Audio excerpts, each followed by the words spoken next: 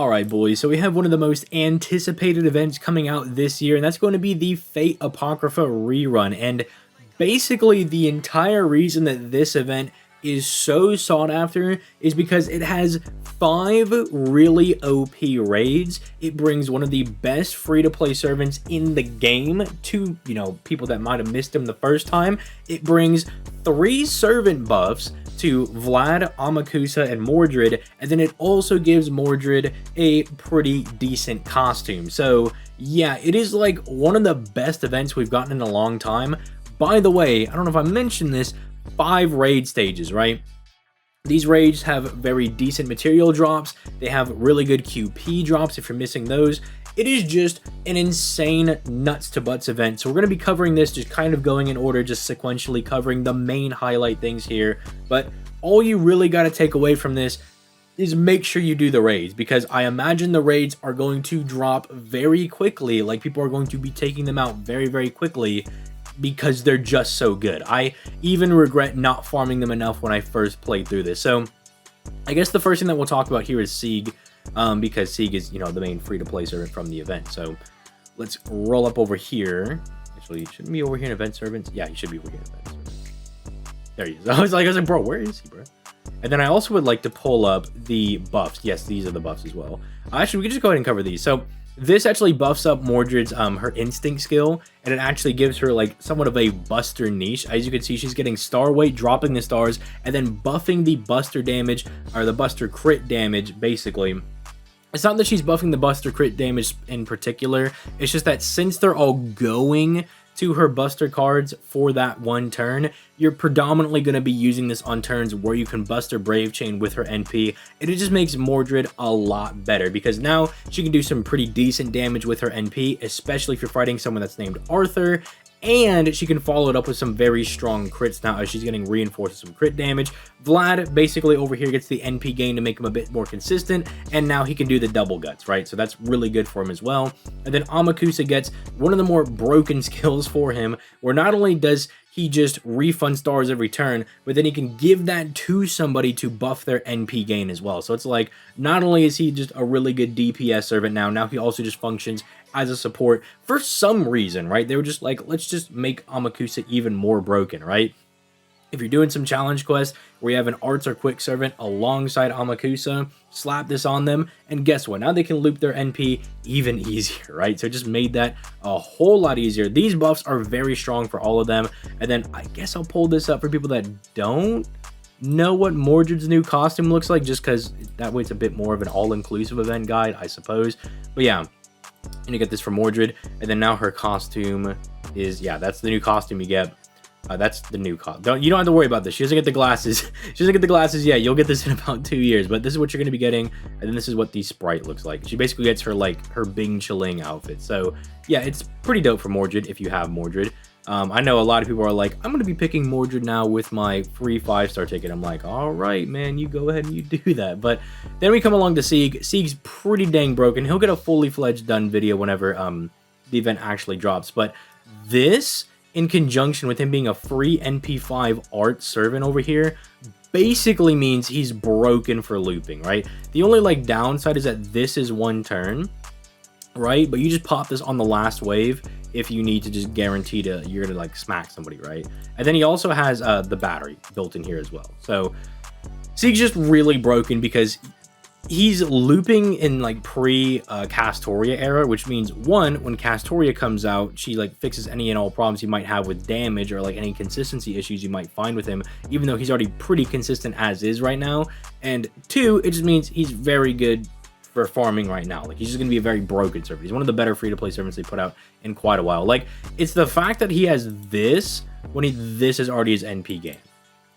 He's just stupid broken. He's just stupid good. All right, so that's like I would say the sideshow.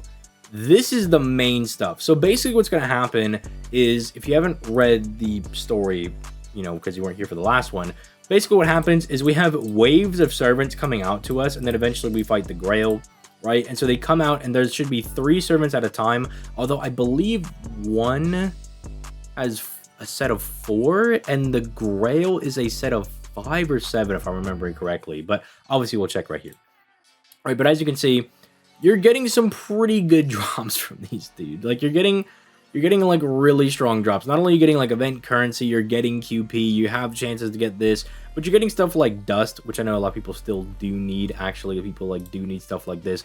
This is the Shakespeare one, who's dropping the this is like the, I think this is the is chalk the gold or the bronze thing?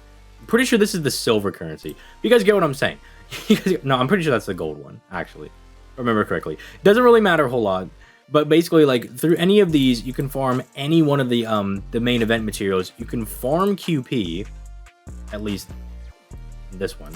I don't know why it's not in Shakespeare's. This doesn't make a whole lot of sense, but usually most of them you can farm QP. Obviously, this one being the best one, and you just farm like generic materials. Like this one has pages, which is extremely broken for casters, especially if you need someone like Castoria.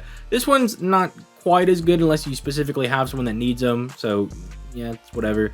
And move on to the next run. As you can see, it's another set of 3, kind of similar like meme going on right here, as you guys can see with that. Yeah, this is another set of 3. This is the what's a set of 6? I don't know why I forgot about this one. That's a set of 6, and then this is the big grail one, the last one, right? It's where you fight the giant balls, for lack of a better term. So yeah, basically the name of the game, to keep this guide as like quick and concise as possible, it's literally like, do you have, hold on, where'd it go? Do you have any of these servants? Get that knocked out, right? Maybe even just wait till the end of the event so you don't waste any AP on this, because the raids are so stupid insane, and you want to make sure that even after the raids you get the event done, because Sieg is just a giga powerful servant to have as a free-to-play just in your box. He's basically just a for free loops pretty much anything you want to throw at him, just type of caster, right? And even though, like, you know, his second skill only lasts for 1 turn, and we, you know, we're not in the era of Castoria yet, you could still pair him with people like Paracelsus. You could still pair him with people like Tamamo, Nero Bride. There is still ways to make him look pretty good. Pull out the cast skill or the Lan Ling for all I care.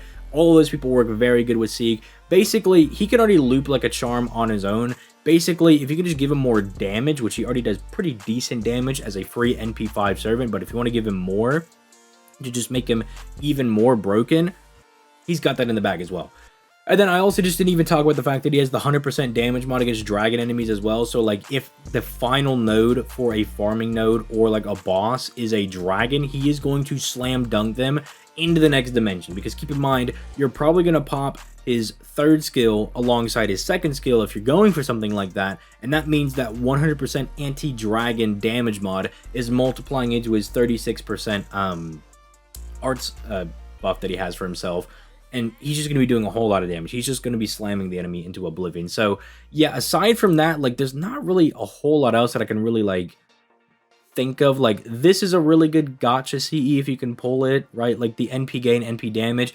The problem is that it kind of follows the Christmas Ishtar kind of thing, where it doesn't start at 50%. You got to limit break it to get it there. But if you do limit break it, this is a very strong CE. Like, this is really OP. So I guess, like, if you're looking for other little things, like, are there CEs to hunt for? If you're going to summon extra hard, which you should not be summoning on this banner really at all, it's just the Fate Apocrypha servants.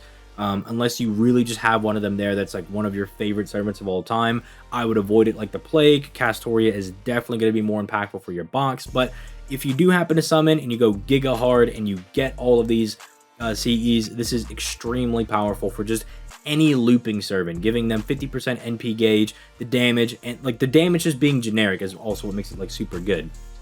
And then the NP gain is something that any farming servant obviously really wants. So aside from that, I think that's pretty much all I want to talk about for this event. I want to keep it as short and concise as possible so you can just pass it to your friends and like start smacking them on the head, be like, see, even he's telling you, farm the event, get to work, okay? When the event drops, go to Hammertown. That's all you got to do. But with all that being said, I'm going to go ahead and get out of here. And before I do that, actually, I forgot that I do my announcements at the end of the videos now. So if you stuck to the end of the video, make sure you leave a like, subscribe, all that good stuff. It helps me out a lot trying to get to 100K. I stream every weekday, mostly on my Twitch, unless, you know, something comes up, you know, we do got a life, you know, we have stuff that kind of crops up every now and then, so sometimes I miss a day of streaming, okay? Your boy's a uni student, and he's trying to keep up 2 YouTube channels and the whole Twitch grind and all that good stuff, so sometimes we just miss a day.